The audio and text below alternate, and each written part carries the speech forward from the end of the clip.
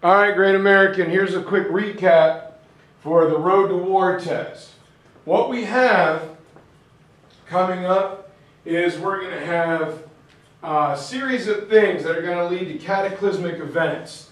Abraham Lincoln and this little gentleman here, Stephen Douglas, had a series of debates in 1858 over the issue of slavery. And Abraham Lincoln will lose the election for senator, but he speaks so well to the people that he becomes instantly famous when it comes to politics. He was able to communicate with everyone else.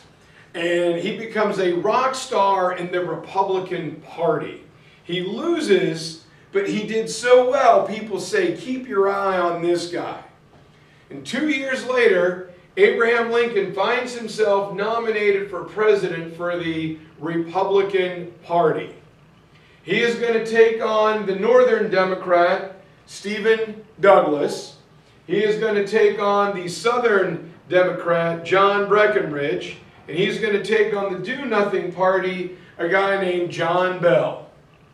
When the election happens, President Lincoln is only going to win 40% of the vote. He is not even on the ballot in many of these southern states, which are won by Breckinridge. John Bell actually wins a couple states, and Lincoln wins all of the red ones. Only Stephen Douglas wins New Jersey and Missouri. So Abraham Lincoln doesn't win the majority of the vote, but he becomes president of the United States.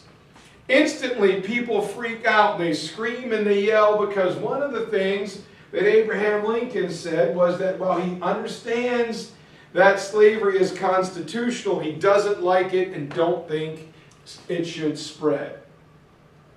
Well, the next day, the Charleston Mercury printed a headline, "The tea has been thrown overboard. Let the revolution of 1860 begin." In South Carolina, on December 20th, 1860, becomes the first state to secede. It is followed very quickly by Mississippi, Georgia, Florida, Alabama, Texas, and Louisiana.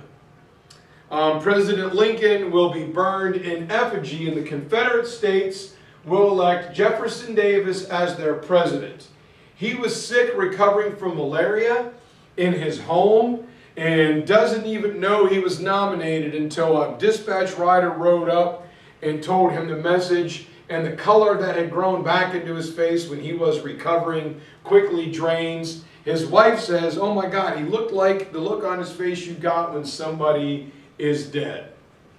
He says, "No, dear, I'm just the president of the Confederacy, the first and the only one." His vice president is Alexander Stephens, who is Abraham Lincoln's best friend, a guy that they hoped that the Confederacy would fail. Jefferson Davis had a much better resume than Abraham Lincoln, and both will be criticized throughout the war by trying to gain more power for the other side.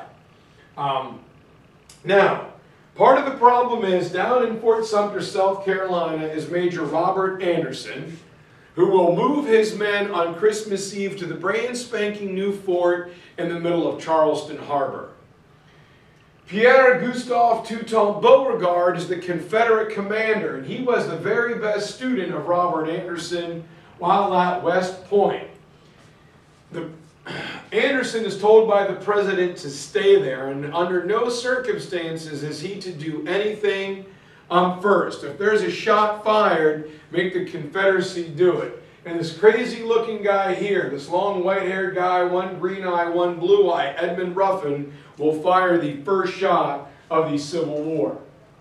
Here is Fort Sumter. This is how it stands today, this home plate shaped structure. On walls 8 to 12 feet thick, 2 stories tall, sitting in the middle of Charleston Harbor. Well, Edmund Ruffin, upon hearing that negotiations were taking place and a peaceful surrender was going to happen, fires the first shot on Fort Sumter, which leads to 33 hours of shelling. When it's done, the fort is in ruins, and Robert Anderson surrenders. He is able to take down the flag from Fort Sumter, and when he's doing that, one of the 50-gun salute to the flag backfires, killing one of his soldiers. Robert Anderson will one day get to re-raise that flag back over Fort Sumter. It's been up in the Smithsonian for a while. You go to Fort Sumter, you can't see it. Trying to get a grip on all of this is President Abraham Lincoln, who has just endured the worst day ever. One of his children dies, his wife falls into depression. There was an assassination attempt on his life before he gets to Washington. He gets to Washington and finds out everyone hopes he was going to fail, that his cabinet hates him and believes he's going to be a little marionette puppet for them to dance around. So he gives his inaugural address and becomes a Jedi instantly. When he gets up and gives a speech and says, "Any forts captured by the southern United States they can have. But all federal installations still in the southern United States, we're going to hold, occupy, and possess them." He never says the word Confederacy because he doesn't want to recognize their existence. Later that day, Alexander Stephens comes to meet with him, and President Lincoln won't do it because he doesn't want to give the Confederacy validity so they can get allies like England and France. Unbeknownst to Lincoln, William Seward meets with him and says, yeah, I'll have the president get the men out of Fort Sumter. When Lincoln figures this out, he explodes on Seward and says, "You may think you're the president, sir, but I am the president." And thereby taking the weight of the country on his shoulders. He has no one to cry on, no sounding board. His wife is depressed, his cabinet hates him, and he realizes that he's all alone in the White House. Well, Lincoln, after Fort Sumter is fired upon, calls for volunteers. And as guys begin to march through Baltimore, a group of ruffians named the Plug Uglies, all right, like professional criminals, come in and they start a riot where the soldiers have to fire and defend themselves with bayonets. The country has gone raucous. It's going to be, insane. The country is tearing itself apart.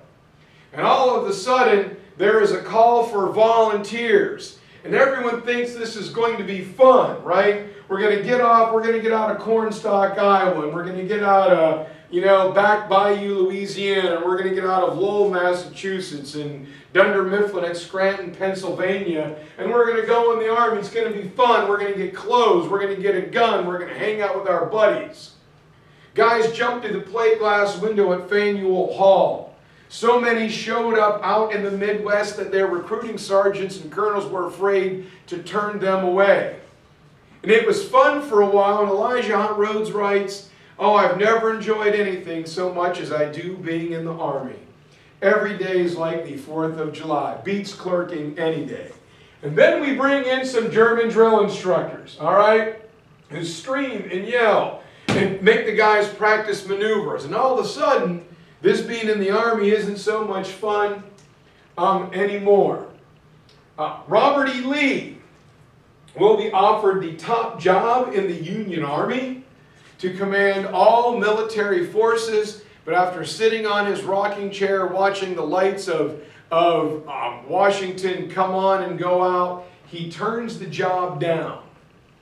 His old boss, Winfield Scott, said, "If I can't lead this army, let it be Robert E. Lee." And he comes up with the Anaconda Plan, a big, giant, scary snake to squeeze the Confederacy. We're going to blockade all of its ports. We're going to capture the Mississippi and squeeze the Confederacy to death. Then we're going to go on to Richmond and capture the capital. So when it's all said and done, there are Union states, and there are Confederate states all tied together. And these four here, Missouri, Kentucky, West Virginia, and Maryland, are interesting.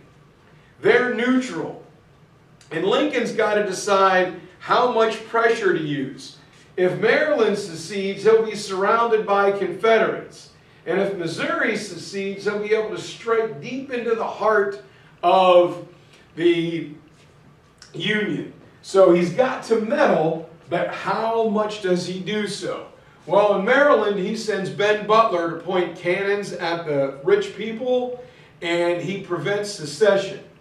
Oh, and he'll do the John Merriman arrest the legislators trick. Over in Missouri, Captain Nathaniel Lyons will get 10,000 Germans from the Budweiser plan, tell him he'll make them instant citizens if they help him get rid of the militia. There, President Lincoln made the decision to intervene, and both sides will eventually become Union. Where Kentucky and West Virginia, he just lets them go. And this brings us to the first Battle of Bull Run, which will be led by this fat guy, General Irvin McDowell. I hope you guys study, listen to the podcast for these, and I'll see you guys shortly. Melega out.